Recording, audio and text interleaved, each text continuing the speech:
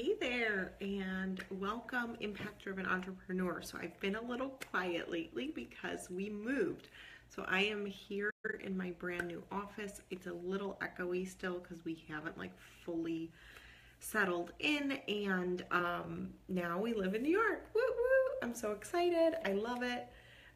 It's an amazing up level, and just excited to be back in New York and back in my home state. It's not exactly home, but I'm okay with that, and just excited to be back in New York. Okay, so I wanted to do a training today because several of my clients today were really struggling with handling objections and how to overcome objections, how to even start the conversation around objections. And what I found is that a lot of my clients have been getting people on the phone, they're getting discovery calls, amazing, celebrating all of that, and they're getting people on the phone. And if you're like, hold on, why are people needing to be on the phone, right? So if you haven't seen, I did a live stream, it was a while ago now, but it was about the truth about conversion rates, right? So when you're converting clients on the phone, you have a way higher conversion rate, especially if you have a higher end product. And by higher end, I really mean anything over like $500-600 really. It's so much easier to sell over the phone than if you were to do it via like any marketing strategy. Okay, so what I found is that a lot of my clients would get people on the phone, hey Catherine, and be a little bit afraid of going to the, like they've gone through the whole sales process, right? So they identified what the needs were, met them where the needs were, pitched the thing, and then they were too afraid to ask and overcome any objections. So let's say the person said like, I don't know, I have to ask my husband, or I don't know, I don't have any money, whatever it is, right? Like instead of handling that objection, what a lot of people were doing is they were just like totally backing off and saying it's okay. Like if they don't want the thing I'm selling, then that's fine, right? And I think that it all comes back to this whole impact driven thing, okay? Because what I truly believe is that if you want to help somebody through your business, right? So if you're some sort of service provider, like you help somebody, you have gotten people results in some way, I want you to think of those results and think of all the ways that you help people through your business. And by you being afraid of overcoming objections, you're actually robbing that person of the opportunity of also getting the help, because it is through the sale that you can continue to serve. And one of the ways that this came up for me was that I was recently really harshly followed up by somebody who was selling to me. And at first I was like, oh my God, this is so annoying, whatever, like, that kind of thing. And then I joined the program, and I'm in the program. The program is going freaking incredible. I've already had some really amazing results so far. And I was like, had she not had the freaking courage to actually call me, I would still be in this like moving phase and like afraid of, getting back in my business. Truth, right? Like total truth. I'm like, my focus is on the move and therefore not as much in my business. And I didn't want that, right? Like I didn't want that. And so what I want you to understand is that by you having the courage to sell, to get out there, to try to overcome the objections, to work through objections, to master overcoming objections, to follow up, that is what is going to allow you to have the impact that you want, right? Because that person, and it's happened before on coaching calls with my clients as well, where I'll be like, okay, so you're afraid of sales. However, if you wouldn't have bought this, like I wouldn't be helping you right now. Like, do you see that, right? So I want you to get that like deep in your core. I want you to fully understand and integrate that whole philosophy, because that is really the direction that I have shifted into with impact-driven entrepreneurs, because the more I see it, the more I can't unsee it, okay? And I want to share that with you. So that's number one. Number two, let's get into some strategies and how to overcome objections. So I named a couple that you might be having. And then I talked a little bit about some objections you might have to overcoming objections. And so hopefully you've mastered some of that mindset stuff, right? Because mindset is always more important than the actual strategy itself, okay? I can go on all day about how to overcome objections. However, if you still have this gut-wrenching fear of overcoming objections because you think it's doing something to somebody, you're never going to be able to sell effectively, okay? So it first starts with knowing, like in your gut, like to your core, the impact and the ability that you have to help somebody through selling to them, okay? You selling is what's going to allow that relationship and for them to get the transformation that you offer. Also, I just want to remind you, right? Like this person got on the phone with you. They could have no-showed. They could have not gotten on the phone with you. They could have all of this stuff, right? They got on the phone with you because they were struggling with something. You promised a solution, and therefore innately, like they believe that you can give them that solution. Otherwise they would have like no-showed you or not gone on the phone, right? So I think like going back to, there's still just some fears and maybe some concerns that they have, and that's why we want to overcome the objections, okay? So now we have that. If anyone has questions, I know there's some people on, like, tell me if you're getting this. Are you good with the mindset? Can we go on to the strategies? Like, tell me what's up. I want to hear from you. I don't want to just talk the whole time. So there's a few people on. So feel free to comment. Like, tell me what you think. Are you getting this? Are you getting that you can help through selling? Yes, no, maybe. I saw a like, so I think we're good. Okay, so let's go get over some, like go to some tactical things you can say. Okay, if it's, I need to talk to my husband. Here is one that I do not go into. Awesome, yay, thank you, Catherine. Okay, this is one, some coaches will tell you, just show them how they can totally afford it, right? Or show them how their credit cards have, you know, all this money. Show them how they can sell their engagement ring. Like, right, we're not going there. What I want you to do it is as far as being totally empowered, right? So when it's talk to your husband, what the true concern is, what is really going on with that person usually, right, is that they still might have either one of two things. They really and truly need to talk to their husband, in which case, hello, of course you're not going to say you're not serious about investing or whatever, because that totally discredits their relationship with that person. So we're not going to say anything like that. What I want you to say instead is just ask them, like, how do you feel about this on a scale of 1 to 10? Because you want to gauge how confident they are in buying regardless of their husband, right? So like, how confident do you feel about doing this either way? And that way you really know where they stand and whether it's they're feeling unsure or they really and truly need to talk to their husband, okay? So that's one way for you to handle it. And then of course, if they're feeling unsure, you just ask them if they have any other questions, how else you might help them, or like what their other concerns are, and they'll hopefully open up to you if you've built rapport and you've done other things to like really make sure they understand and trust you, okay? So that's the first one. Any other objections that you're getting? I'm going to do the money one, but if there's anything else that you've gotten before, like post them below and I'm totally open to going through these.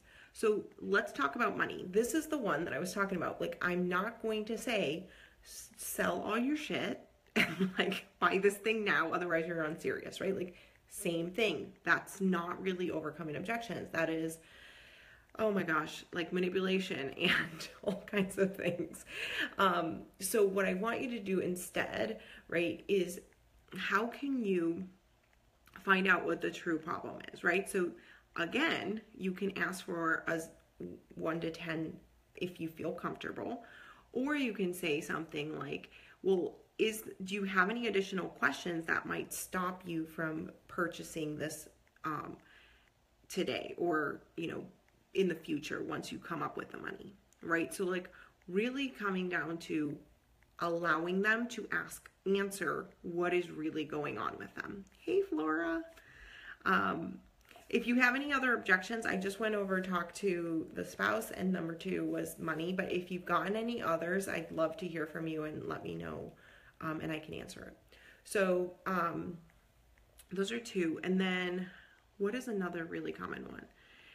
Like the timing is wrong. So the timing is wrong is, again, like, it's so funny because all of these are coming down to the same core problem. And do you see that, right? So like hey Jennifer, every single one of these is coming down to the same core problems. They either are not telling you what the real problem is, and maybe they still have questions. And like sometimes I've gotten like objections where I get down to what's the real core problem, and it's like, well, do I get a phone call with you once a month?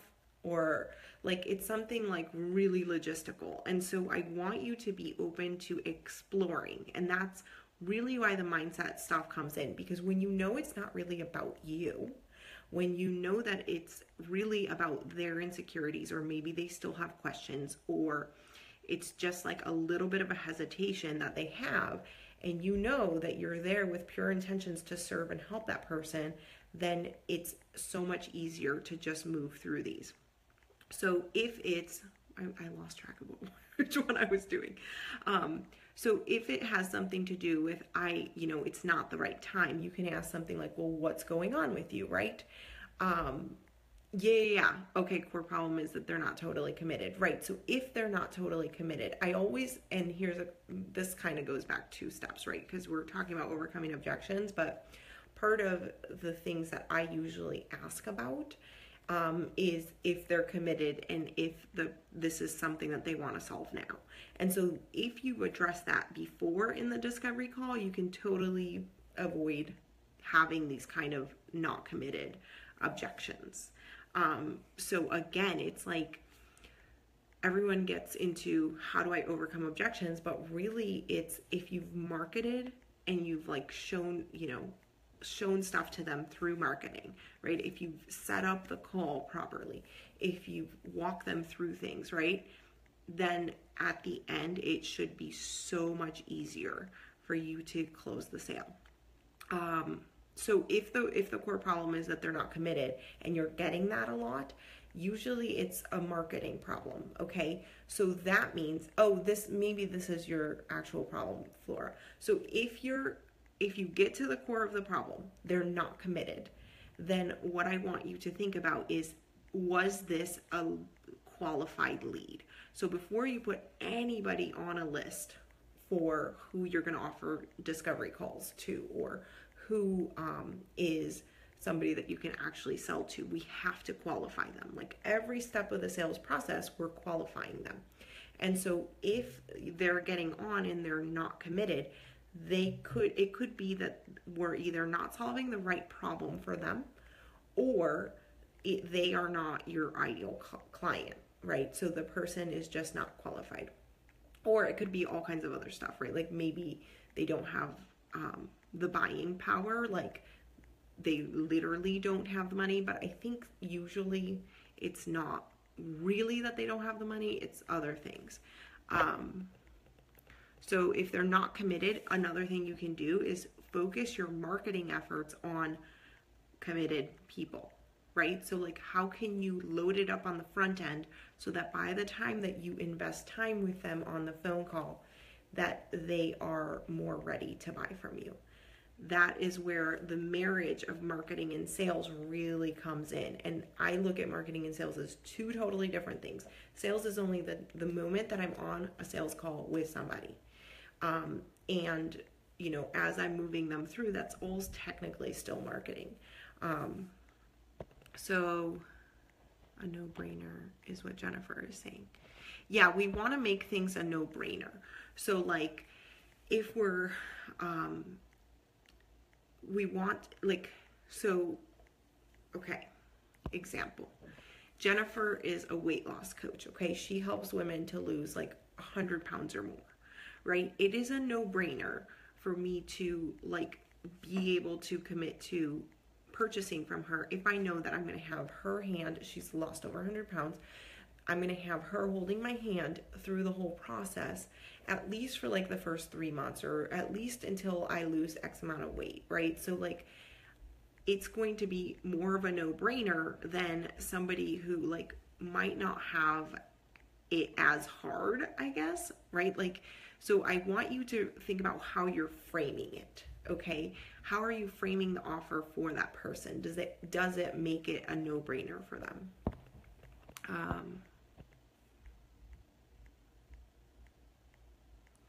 Okay.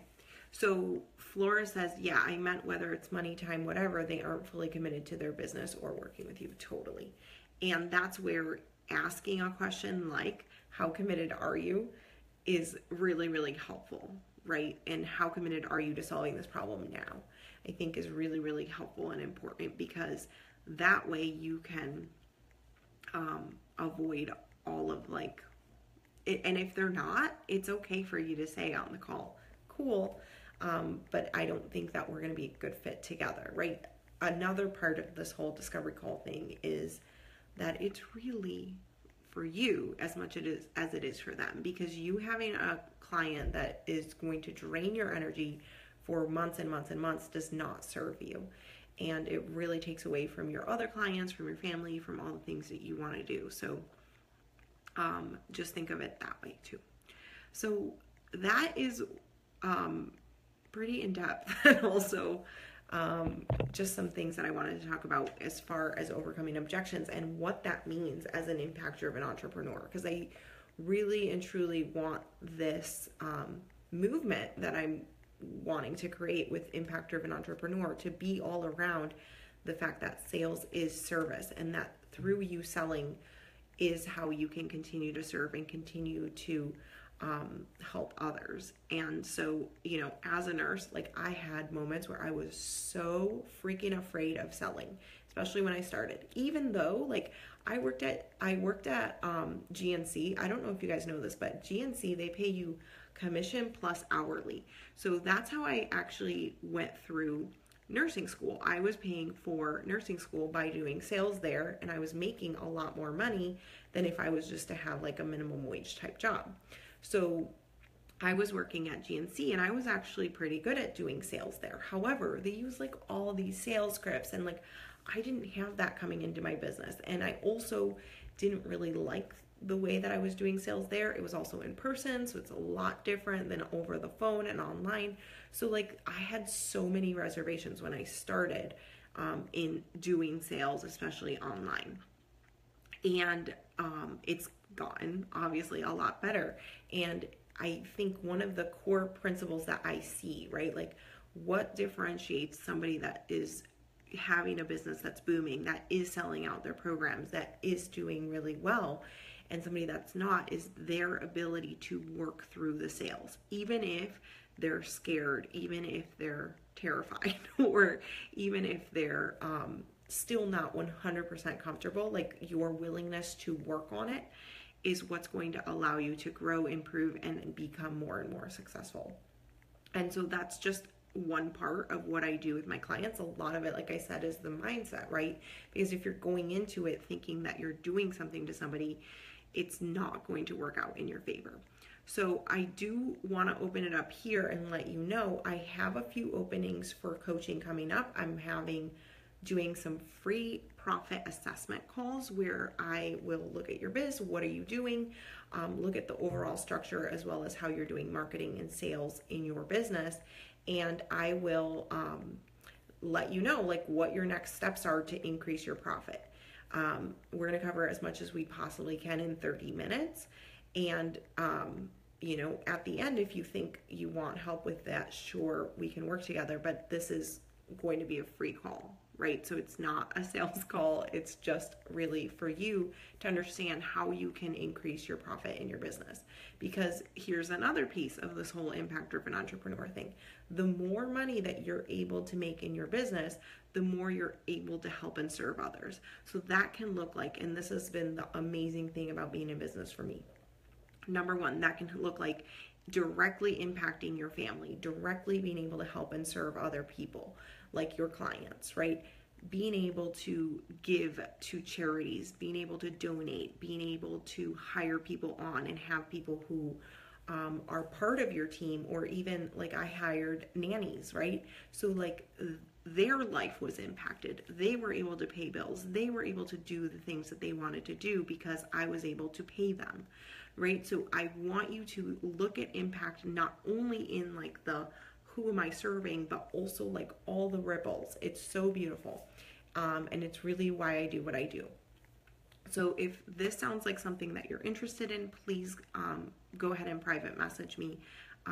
I'll be in and out and around. And I hope you guys have an awesome day. Flora, thanks for joining me. Jennifer, thanks for joining me. Catherine, thanks for joining me. And I will see you guys in the next live I do, which hopefully is not going to be so far from today, like the last one. Oh, and if you haven't already, like my podcast is still going on. I've been super consistent with it. So if you haven't checked it out already, it's at impactdrivenentrepreneur.com. And this week I talked about how to get results more quickly in your business. So I think that one might be of interest to you if you are not already on there. Have an awesome day. Talk to you soon.